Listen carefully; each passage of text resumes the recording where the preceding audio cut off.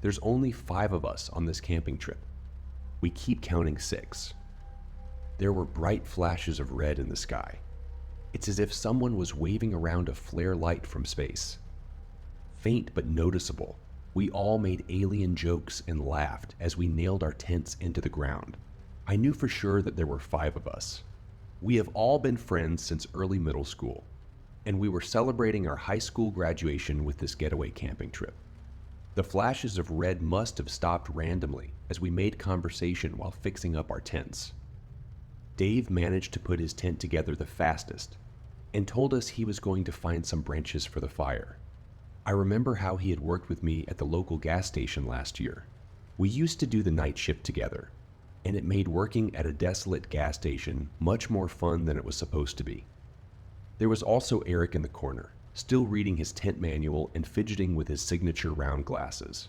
I wasn't as close with Eric as I was with the others, but I still remember sitting with him in math class and copying his homework one time. Ava was also there, talking with Sally, my cousin. Both had decided to team up and work on one tent at a time. I also have clear memories of them hanging around at school in our usual places. In fact, I even knew Ava's younger brother, as he used to beg to go with us wherever we went. I bring all this up because I'm sure that there were 5 of us, including me, and that I knew everyone in the group. So Dave had gone to get some branches as we pulled out some foldable chairs and set them up around the fire pit. I remember feeling uneasy as the sun set and darkness began to consume the forest. The shadows of trees elongated around us as the minutes ticked by. Eric went to get a flashlight from his bag while we wondered what was taking Dave so long. He appeared soon after, the harsh rustling sounds of the bushes signifying his return. We were all buried in our chairs at this point, covered by our jackets. The temperature had dropped quickly and a slight breeze was beginning to pick up. "Geez, you guys weren't even bothered to pull out a chair for me," Dave said as he arranged all the branches in the pit. We had set up 5 chairs around the fire. I tried to rationalize the situation, but no matter how hard I focused, my head felt like it was underwater. I had perfect clarity up until that moment. But when I tried to focus on why 5 chairs were occupied when Dave hadn't sat down yet, my head seemed to just stop working, as if something was reaching in and pulling out my thoughts. Instinctually, I felt even more uneasy now, and I knew why. The whole forest had gone dead silent. I looked around at the faces of the others and could tell that they felt the same. Eric was fidgeting with his fingers, trying to scan around the group and spot the extra person, but it was futile. I scanned every face, each etched in worry and frowning in frustration, except for, "It's all right. All right, I'll get the chair myself," Dave said, breaking the silence and somewhat alleviating the tension. I got up and offered to help him. He looked into my eyes and nodded knowingly. We headed away from the fire pit towards the tents, but I kept my eyes glued on our group. "How many people are here?" I whispered to Dave as he looked around and realized that we had indeed only packed 5 chairs. In fact, every person brought with them their own chair. They were heavy to carry, and we wouldn't bring any extras needlessly. "There's 5, right? I mean, there's 5 chairs," Dave replied. His voice wavered as he spoke. "No, I just think maybe one of us forgot our chair," I said. My mind was struggling to address the issue head-on and now sought to find rational excuses instead. I didn't quite feel in control of my thoughts. It felt like swimming in a dream, and if I tried to force myself to think about who the 6th person was, my head would begin to throb. "Yeah, that sounds about right actually," Dave said, relaxing and heading back to the group. When we walked back to the fire pit and circle of chairs, 2 chairs were empty, one for me and one for Dave. Everything was adding up now, even though we all agreed it wasn't before. Sally suggested we were all probably tired after the long hike to get here, and probably just needed some sleep. She could have been right. We were all sleep deprived from waking up very early today to make it on time. Ava brought out the drinks. The whole 6-pack was emptied. We all moved closer to the crackling fire for warmth as we took sips from our cans and reminisced on memories of last year. Ava was in the middle of telling us about that one time. She was home alone with weird things happening in her house when I got these sudden chills despite the pleasant warmth of the fire. What felt cozy and safe moments ago feels wrong now. All because I realized that there was a crucial detail I missed. "Who started the fire?" I asked, completely interrupting Ava in the middle of her story and breaking everyone else's immersion. Everyone looked momentarily annoyed until they realized they had no answer. Once again, I scanned the faces staring back at me, all barely illuminated by the light from the fire, all familiar and pale from fear. "Wasn't it you, Dave?" Eric asked. Dave shook his head. "I think the person standing behind Jenny did it," Sally said. Looking over at me, I whipped my head around so quickly that it hurt. My heart was pounding in my ears. There was nothing behind me except for the encompassing darkness of the woods. Staring at those tall, dark trees behind me made me feel exposed. I felt like a lost bird in a vast field. "Wait, I don't know," Sally said. Her eyes had gone wide, and she was shaking visibly. She continued to look around frantically as Ava moved over to her, placing her hands on her shoulders and trying to calm her down. "I think we should leave this place," Ava stuttered. "Yeah, something just doesn't feel right, but I can't put my finger on it," Dave said. "But it's so dark out in the forest now. We'd probably get lost if we left now." Someone else said, "Yeah, I think we should stay the night and leave as soon as we can tomorrow," Eric agreed. I tried to protest, but I realized Eric was right. The woods harbored an oppressive darkness within which navigation would be nearly impossible. "Let's not sleep in our separate tents, just to be safe," Sally said. We all agreed. We only brought one person's tent with us, but we could squeeze two if we tried. That way, no one would be alone at night. Following this conversation, we all got up and made our pairs. I went with Dave and Sally, like always. Went with Ava. Eric kept complaining that he didn't have a pair, but we reassured him that he did.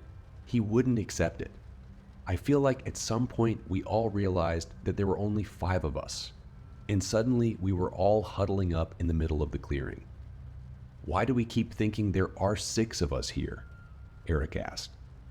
Sweat was dripping down his face despite the cold. We had nearly left him all alone on his own, under the assumption that there was another person. My stomach turned as I squeezed my eyes shut and tried to mentally recap everyone here. My head throbbed, but I kept pushing it. "There's me, Dave, Eric, Ava, Sally, and..." I was pointing at each of them as I said their names. I retched and emptied the contents of my stomach on the ground when I got past Sally. The left side of my head felt like there was a knife stuck in it. My vision was blurry. Dave held me up to stop me from collapsing, and we all wordlessly started to move towards the tents as someone put the fire out. Dave helped me into a tent while the 4 outside discussed what to do. I could only focus on snippets of the conversation as the excruciating pain beating against my skull came and went in waves. Sally had the brilliant idea of arranging 3 tents together so their openings faced together at right angles, in a sort of U shape, so we could sleep as close as possible and also limit the entrance to our tents. Dave was about to go to help as they worked outside, but I clutched his hand and asked him to stay with me. The tents took some time to arrange. I started to feel a bit better once everyone got settled into their tents. A quick head count confirmed there were 5 of us. Eric would have to sleep in his tent alone, but he was more comfortable with it since all the tents were very close now. Looking back now, I think he was just trying to put a brave face on for us. I regret that moment deeply, letting him sleep in his tent alone. He was always less integrated into our group and knew that none of us would pair with him. Just before going to bed, we all agreed to leave as soon as the sun rose in the morning. I remember taking one last look outside the tent into the forest before trying to fall asleep. The The wind had picked up, and the tree branches were swaying gently. Beyond our clearing was just pure darkness. It felt like the trees were closing in on me. With the faint moonlight illuminating our clearing, I turned my head to look over at the 2 tents we had left out and saw someone standing next to them. Despite the circumstances, sleep came quickly and easily. Ava's shrill scream woke me up in the middle of the night. Dave and I ripped our tent door open to find Sally and Ava looking into Eric's tent. We pushed them aside. Eric's sleeping bag was rolled up. He was still inside it, his head in the center, his face contorted in utter agony. The rest of his body rolled around it, with the blue fabric now dripping with dark blood. Dave zipped up the door of the tent. Ava was in shock. Her eyes had become glassy and unfocused. Sally was shaking her repeatedly, tears streaming down her face. Dave picked up his torch and yelled at us to get up and run. We left the campsite behind and entered the trail we had come from. The 5 of us huddled together, Dave leading in the front as he cast his weak flashlight over the path so we could see it. All we had to help us get through this 2-hour trail was a small white circle of light. Even the moon failed to illuminate our surroundings through the dense foliage. Ava tripped and fell, twisting her ankle. We came to a stop. Someone said they knew how to splint it so we could keep going. They dragged her into the woods instead. It happened too quickly for any of us to process. Sally was about to run after Ava when Dave held her back. She struggled and managed to free herself, running into the trees to follow the echoes of Ava's screams. I was about to run after her, but Dave held me by the shoulders and shook me hard. "We need to get out of here, Jenny, please," he said. I hesitated, but jolted into motion again when Sally's voice was cut off abruptly. She had been calling out Ava's name as she ran after her. Dave and I continued to run down the trail, trying to get to our car so we could get out of here. There was nothing we could do. At some point, there were 3 of us running on the trail, Dave and I shoulder to shoulder, while someone followed us closely behind. "Dave!" "Who's behind us?" I gasped. My heart was threatening to burst through my ribcage, and my legs burned. He turned to look at me. Confusion transformed into fear on his face, and then into rage. "You keep running," he told me, as he produced a pocket knife from his pants. He handed me the car keys, which I nearly dropped. Then he turned around suddenly and jumped at whoever was behind us. I continued to run in fear as the sounds of a struggle grew behind me. I tripped and tumbled through the trail for what felt like hours. I didn't allow myself to stop.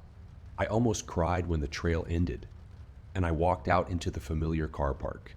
Not wasting a second, I ran to the car and started it up, accelerating out of that forest and onto the highway within mere seconds. I'm typing this post out at a rest stop. My phone has finally regained service, and I've called 911 to try and explain the situation. I don't think they believe my version of events, but they sent a car my way regardless. As I wait, the sun is finally starting to rise. After I hit the post button on this, I'm going to check why the person in my backseat has been so silent the whole time. I love to camp, but after my most recent trip, I don't think it will ever be the same. I set up my tent on nice, flat ground and collected some wood for a fire. The night came with all its nightly sounds, and I relaxed at the hooting owls and chirping crickets. Even better was the fact that no one else was around. Help. It was subtle. I almost missed it. The voice came from deep within the woods, and for a moment I didn't believe what I was hearing. It sounded female, but oddly enough, I just couldn't tell. "Please help," it continued. I shined my flashlight between the bushes and walked around.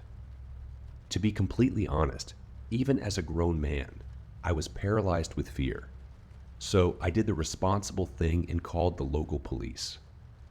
That's when things went from odd to very, very weird. The police told me to ignore it. I explained to them that someone could be injured and probably needed medical attention, but they assured me otherwise. When I kept pushing and asked why, they told me, "Sir, if you ever hear that voice again, ignore it. Do not respond and do not approach." Well, I did hear it again, but I didn't ignore it. It was almost midnight when I heard the voice a second time. I awoke to someone whispering help, and it sounded like she was just outside my tent. I went out to check and no one was there, but the voice continued from a distance. "Help, please." Again, I grabbed my flashlight and looked around the area where I was camping. I was too afraid to follow the voice into the woods, especially since the authorities themselves avoided it, but I struggled morally, trying to decide whether I should go and help this person or listen to the police, who were concerned for my safety. But then I heard another, different voice. This other voice, which also seemed to be coming from the woods, was an octave lower. Unlike the first one, which cried for help, this one was loud and demanding. "Quiet," the other voice demanded. "No one's going to help you." Once I heard that, I was sure someone was in trouble. I called the police again. When I informed them about a second voice coming from the woods, they seemed even more concerned. They told me that I should pack my things and leave the campsite immediately. They said that hearing the second, more manly voice meant that it was getting desperate. They also said that the two voices were coming from the same person. That part was bizarre and confused me, to say the least. At this point, I dismissed the police in that area as crazy, but not before telling them off. I got angry. I told them that if they didn't get down here to come and check it out, then I would do it myself. I said repeatedly that a woman could be in serious trouble and that it was their duty to help her. But still, they refused to come. All they kept repeating to me over the phone was, "Do not enter the woods, sir." They seemed more afraid than I was. Once I hung up the phone, I heard the voices again. A gentle, "Please, somebody help me." And then a growling, "Quiet." It was a little past midnight at that point. I couldn't live with myself knowing that I had the chance to save someone's life, but instead I cowered. So I grabbed some things and ventured into the woods. When I entered the woods, the voices ceased. Just like that. No cries, no whispers, and no commands. Even the owls and crickets went away. Nothing but dancing leaves and creaking tree branches. I stopped walking and looked around, full 360 degrees. "Hello? Anyone here?" I called out. Nothing. "I'm here to help," I continued. "Where are you? Are you okay?" Still nothing. I thought of calling the police again, then chuckled to myself. I found it strange, but somewhat comforting that I didn't find anyone out there. Nonetheless, I was still creeped out, so I packed my things and finally left the campsite. I didn't know why the police, of all people, were so afraid. Worst case, someone was in actual danger and we've all failed them. Best case, morons who think saying "help me" in the middle of nowhere is a great idea for a prank. To be honest, when I heard the voice the very first time, I did think it was a joke. When I heard it the second time, along with that other voice, I became a bit more concerned. And same with the third time I heard it in the woods. But when I heard it again a fourth time, a week after I left the campsite, coming from inside my own house, I became very, very concerned.